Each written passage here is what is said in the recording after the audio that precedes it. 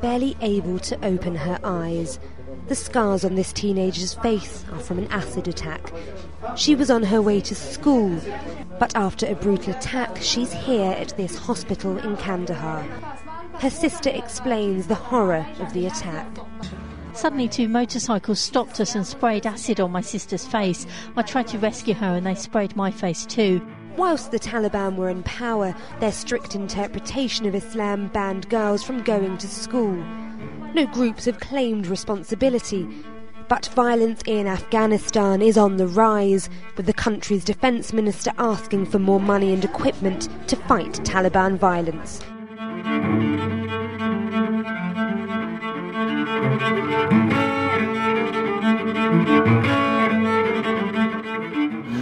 Many villages around the world are male-dominated, they're patriarchal, and there are strong forces that want to keep women as lesser citizens than men.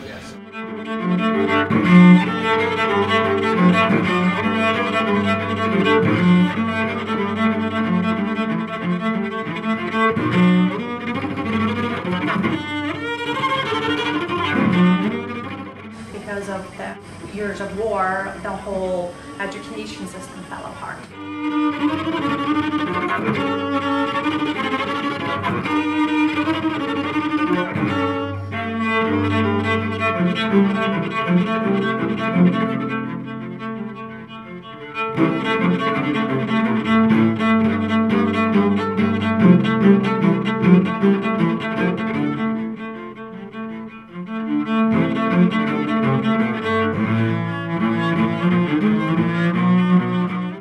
The culture, I would say, in Afghanistan hasn't produced the same sort of ability for entrepreneurism to take hold.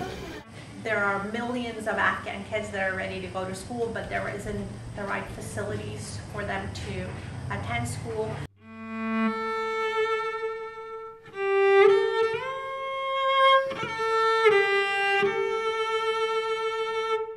Our schools help them bridge that education gap and help them catch up.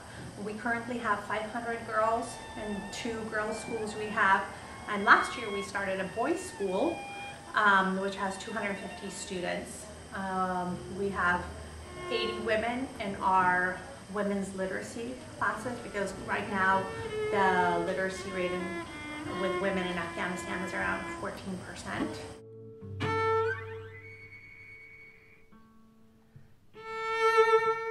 And each year we come back, and sometimes we'll come in with a story, and we'll explain, the village 20 miles down the road have educated women, and their standard of living allows them to buy salt, pepper, and spices, and that changes the cultural aspect of what men then are willing to consider. But it's a long process in a lot of cases, and it takes time to create a shift in perception where it's a very male-dominated society. So it takes quite a bit of education for the men in those types of communities to actually realize that if they support the education of the women, everybody's life will be better off. We feel that if we were able to improve the chances of kids getting accepted to university by 10-fold or 20-fold, and then we provided them a scholarship to actually go to university, that's going to make an impact in their lives in the long run.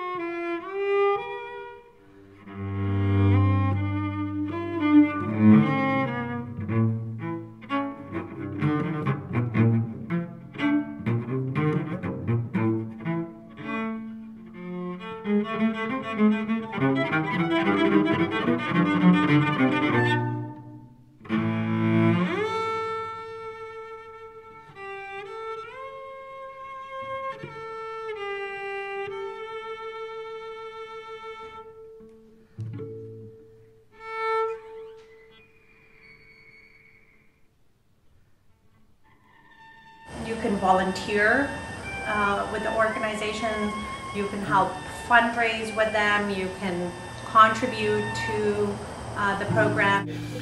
The easiest way to become involved is to go online and give a small contribution, or you could actually volunteer and become a World Ed teacher and actually go out into the field and teach.